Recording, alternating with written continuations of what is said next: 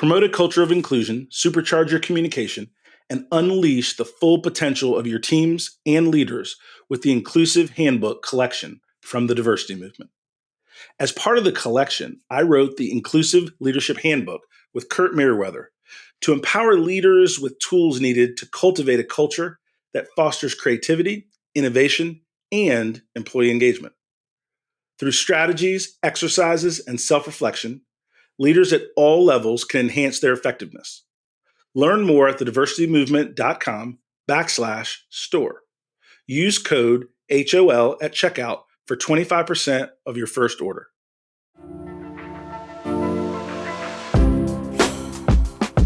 Welcome to High Octane Leadership with Donald Thompson. This season, we're diving deeper with more solo episodes, where I'll share the experiences that have led to recognition by EY, Forbes, Fast Company, and others. Not as a boast, but as milestones on my entrepreneurial path. From growing multi-million-dollar firms to successful business exits and building high-performance teams with a global perspective. I'll reveal the insights and strategies from my journey and share them with you so that we can win together.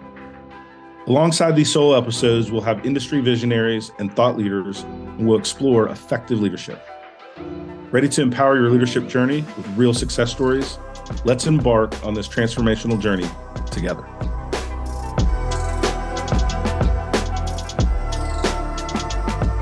Today, I would really like to explore how leaders can maintain culture. And really, this is about relationships amid uncertainty and volatility in the business economy.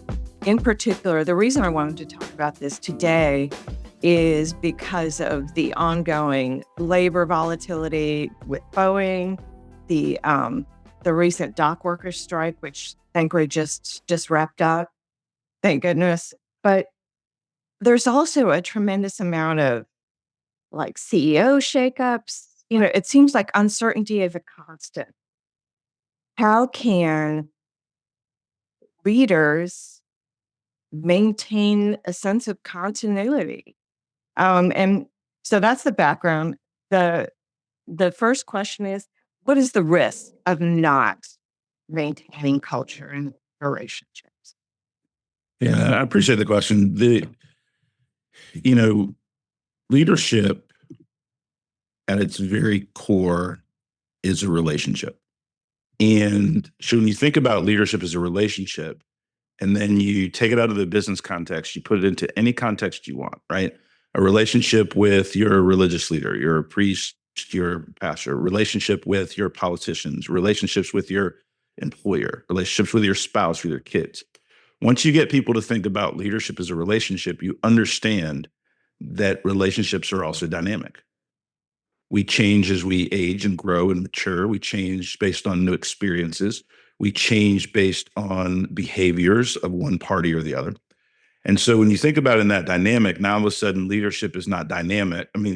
Static. It's dynamic. And so now back to your question of how do we maintain the value of culture in this kind of sea of change? I'll echo your question and say this. I've said to many colleagues recently, the world is off its axis. It's just different, right? So if you think about post-COVID, right? And you mentioned the dock workers strike. You mentioned strike in things that are Boeing. If you talk about Boeing, think about the fact that we rely on safety. Our relationship with Boeing as a company, as consumers, is about safety. And you don't know day to day if a Boeing plane's door is going to fall off, if the wheels are going to fall off, it's going to catch on fire. The relationship has changed, right? If you think about our politics, we've had a 50-50 nation, Republican, Democrats, some independents, for years, right? But the relationship has changed because now that politics has now dominated how we feel about other people that we love and care about in our relationship. It's divided families more than ever before. It's 24/7 on the TV.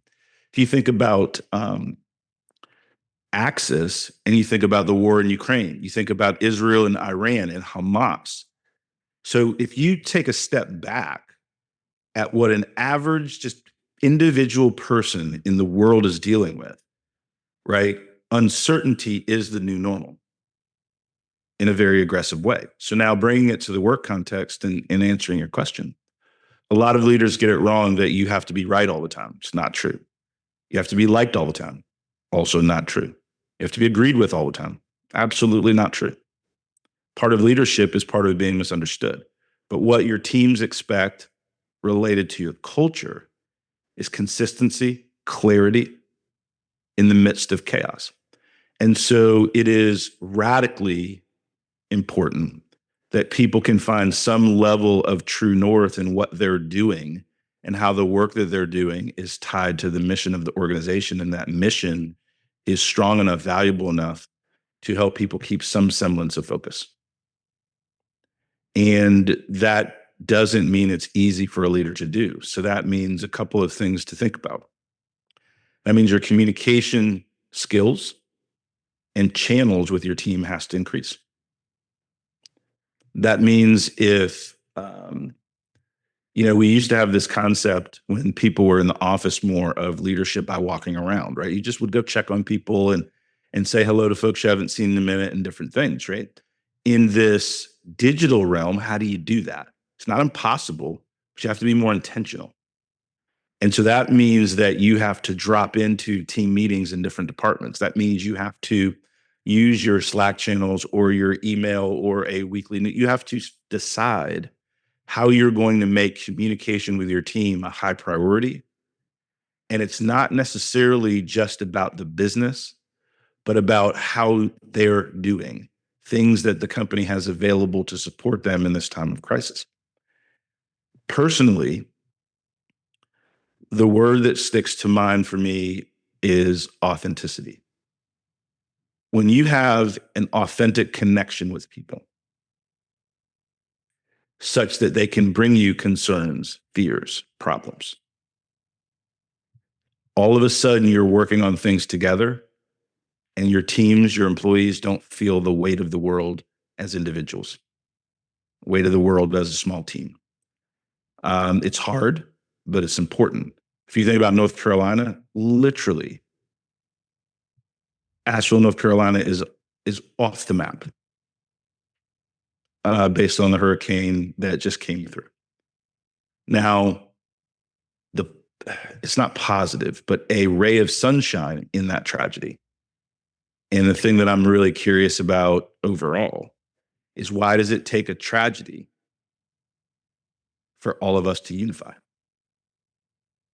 Democrats, Republicans, independents, gays, straight, men, women are giving to this cause, giving of their time, their talent, their treasure, of trying to be supportive, right? Because we all know and have that feeling of thankfulness. It could have been me. And then when you get to that base level of humanity, then you start to care. And I wish I had some kind of magic wand to get people to care and be concerned about their neighbor on a daily basis, not just as a reaction or response to tragedy. And so that's a long-winded way to answer your initial question, but I think leadership has a huge responsibility. And that responsibility is to be the calm in the storm that we're all facing, and to acknowledge that it's weird out there now, right? Even if we don't have the answer, right? Just to acknowledge that the world is off its axis, and therefore people are going to be a little bit more skittish, right, about everything. And so being more thoughtful, careful with how you speak to people, how you uplift, a little bit more recognition, things of that nature. So I love that answer, and thank you for that. And I really appreciate you bringing in Western North Carolina, because that has touched everyone, our family, everyone I know. Just our hearts are just broken for those people out there. So I want to bring back to um, what's the risk? So why should, at the very basic level, why should CEOs, senior leaders take time out of their schedule to invest in, what some might say is, oh, that's just like, that's that emotional stuff. I don't have time for that. Yeah. What's the risk? So think about, and I appreciate it, what's the risk of CEOs minimizing culture, minimizing the value of relationships? I work with hundreds of companies over a year, and many, many CEOs and C-suite leaders. And leaders are always trying to understand risk reward for anything they do. So let's just look at it from a financial standpoint. We often talk about services, solutions, programs that increase productivity, right, of your team. What we don't really talk about a lot is the decrease in productivity when your team leaves a bad meeting, the decrease in productivity when your team feels uncertain about its leadership, the decrease in productivity, right, when people don't feel like the leadership is competent or caring. And so a lot of times you can talk to leaders about the opportunity, but really have to talk to them about the risk, which is your question. In a time of uncertainty, people tend to spend more time on what they can't control, which is worry, which is fear, uncertainty, and doubt, versus the things they can control. And you as a leader have a high risk if the majority of the time your people are thinking about things they can't control in your market, in your community, right? But if you are clear, concise, and caring that, yes, we're going through a tough time. Maybe our financials are off in the business. Yes, we're going through a tough time. Our community is going through a tragedy. Here are the things that we need to simplify, focus, and accomplish together. And here's the reason why. Because as we grow, we can do more in our community. As we're successful, we can protect more jobs. As we innovate, we can see our products and service used in a very, very powerful way. I'll give a very cool example. One of my best work experiences, Grant Willard, my mentor, hired me as employee number 7 for a software company in Raleigh, North Carolina, many, many years ago.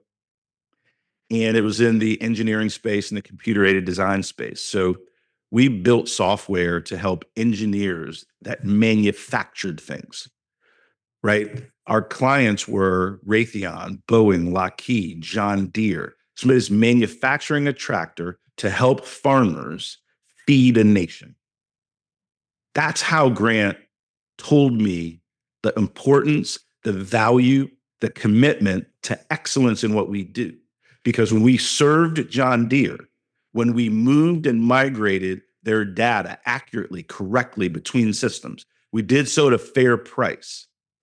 We did so in a timely manner. Then John Deere's engineers around the globe could build high quality equipment for farmers to feed a nation. When Grant described that to me, now my work, I wasn't just a sales professional. I was a business leader helping our clients save and change the world. When we talked about the work that we did with Raytheon,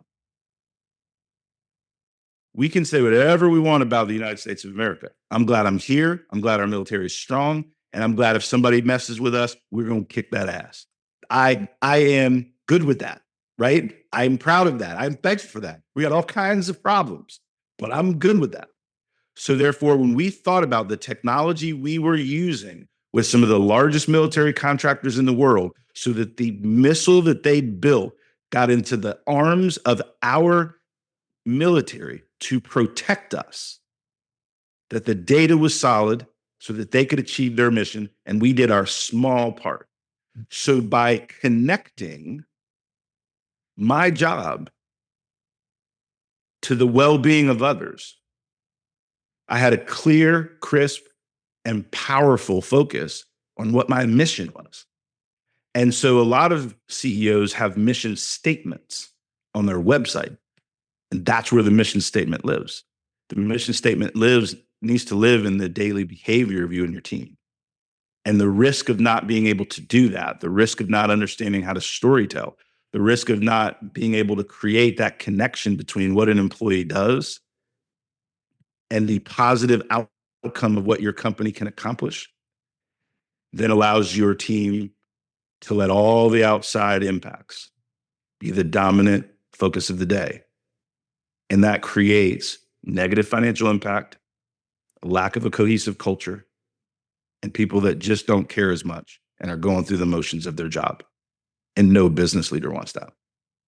So I'm going to pull back. I love your stories, and I'm going to invite you to tell a story about, or we know that our company, TDM, went through our own upheaval a year ago, almost a year ago. How did you as a leader, and this is going to be tricky because there's two parts of this. The first part is, how did you communicate that clarity, continuity, and care to your team while we were going through that? And at the same time, how did you maintain your own mental health? Because that was so challenging. That must have been that must have been really tough. And if when you say our own upheaval, it's an interesting word choice, right? And what you're talking about is close to a year ago, TDM was sold to Workplace Options, right? So it's interesting that you use the word upheaval. And then in the business world, I get all kinds of pats in the back. You exited, you sold your company, different things, right? So there's different lenses to that. And then anytime you're taking a small band of high achievers, corporate warriors, because we all joined TDM to change the world, and then you integrate that business into a great business, great team, but larger team, right? We were a team of 20. Now we're a part of a team of 1,500, right? With a global theater. So that means there's a way different day-to-day structure of how business operates. We went from a office that we had curated as a team that we moved our corporate home to a different home, right? We have different rules, reporting structures, and our mission hasn't changed, but the way we can deliver against that mission has changed significantly. So one thing that you have to do during upheaval is, number one, you have to be honest. Everybody's not going to like the change. Two, there's going to be things in the change that are unanticipated, that are different than expected. And then three is you have to realize why the change is positive and why the overall outcome is strong. So let's look at it from a business lens first. About a year ago, the Republican machine, it doesn't matter if you're Republican, Democrat, I'm getting ready to say something that's fact. Republicans spent millions of dollars attacking DEI. Every talk show, every radio, woke culture, attacking laws and legislature, going against LGBTQ, book ban. Like, it was literally a frontal attack on, they called it the culture wars, right? Whatever, right? But it was pretty aggressive towards a business that we were building, and it created a sea of misunderstanding because people associated then DEI with a political instrument versus diversity, equity, inclusion as a business driver, which is what we did. Diversity, equity, inclusion is a way to enhance culture, which enhances the bottom line, which creates a better outcome for the business and for the leader. To create a more powerful training program for an organization so that they can train and they can retain and they can grow top talent. No leader in the world doesn't want to mentor emerging leaders. Well, that's what we believe is DEI. No leader in the world wants to have people paid inequitably. That's what we believe, right? Leaders, right, want their team to have high levels of productivity and feel safe. What leader wants their people to feel unsafe at work? Nobody. These are the things we do, but we got caught up in a political power struggle, and we became a part of the attack narrative. So then as a leader, what I had to explain to our team is that we needed to get out of the tornado in a small little house, even though we loved our house, even though it was a boutique house. It was a great house. And everybody had their own room. Everybody had their own room in the house. It was fantastic. To join a battleship that could weather storms better, so that our mission could continue with less disruption because of the external noise. So that was the decision that had to be explained. So then when the team said, well, I like my chair, my office in this building, I don't like my chair and office as much in this building, right? Well, maybe the choice isn't one or the other. Maybe we weren't going to have a chair if the tornado hit us.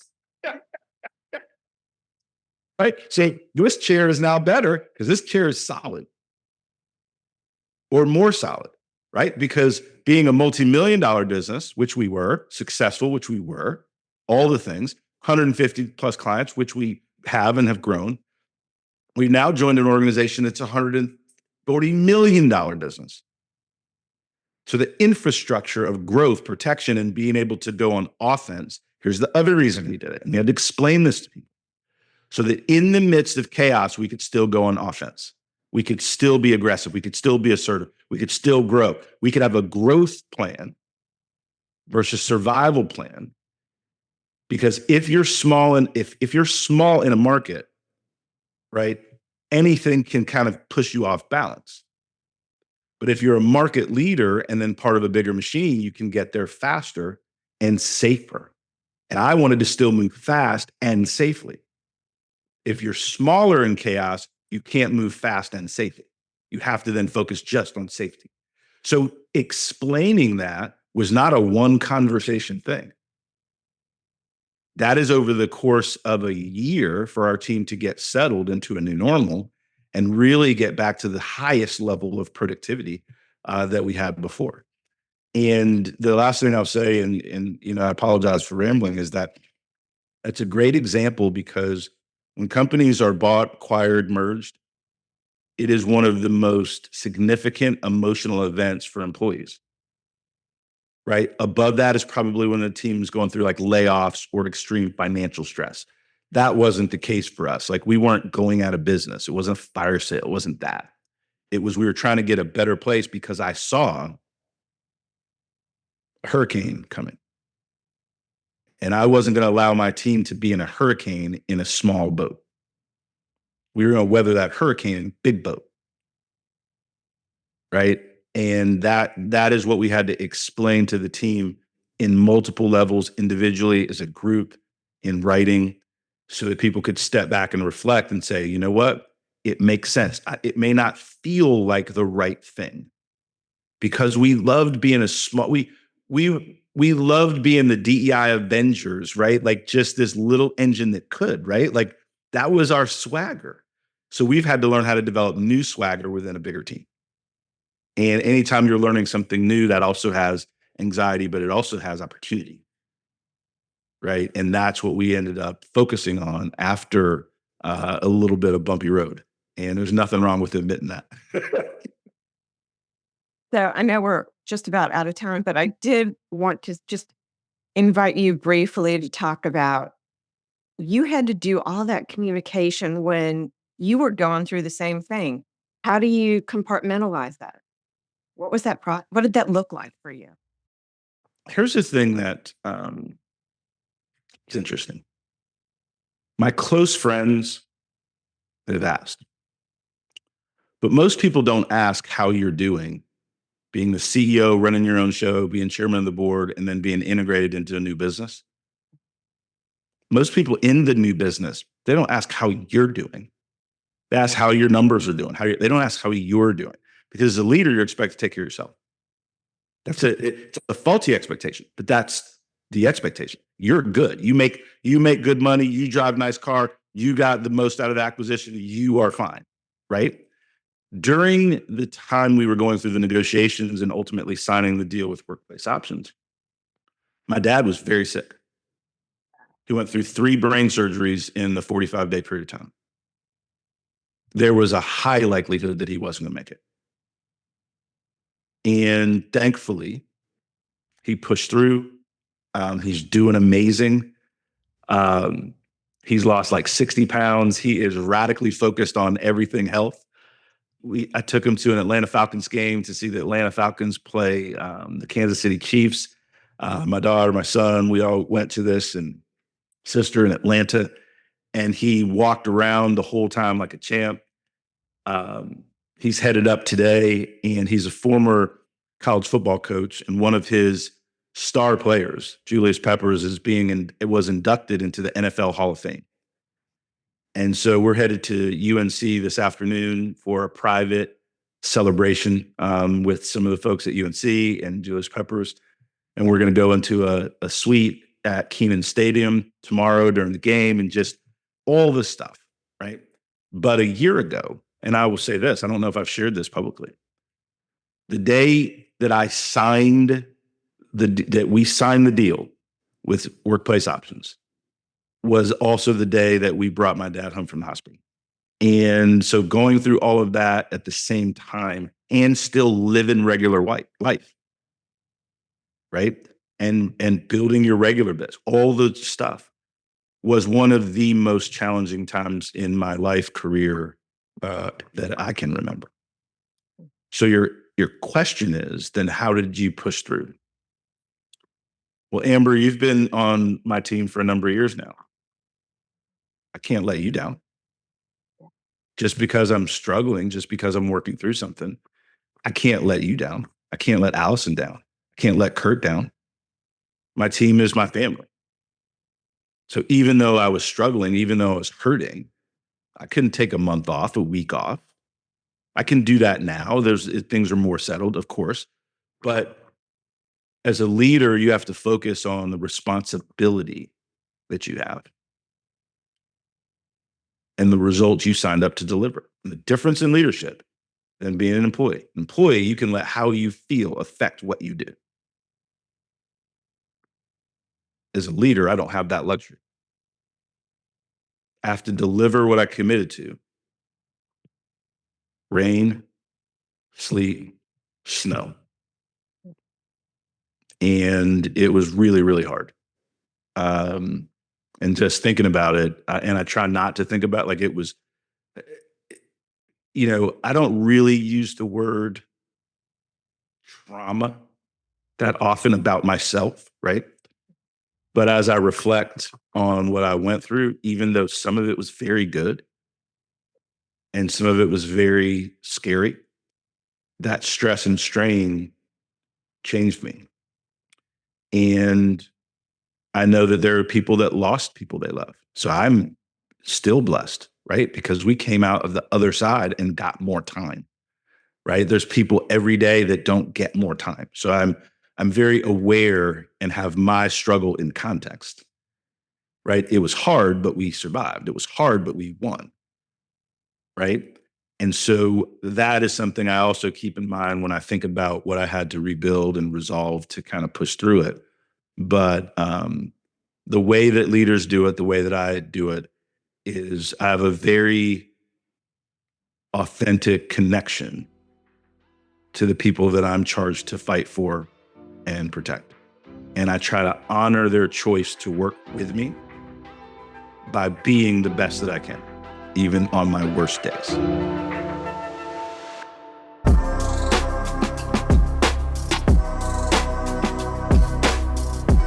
Thank you for joining us on High Octane Leadership with Donald Thompson.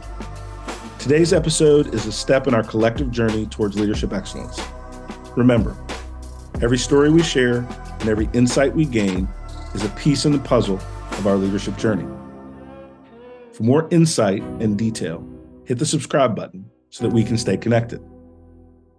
For deeper information and more episodes, go to donaldthompson.com. Continue to lead with vision and purpose, and until we meet again, embrace your role as a high-octane leader in the ever-evolving world of business.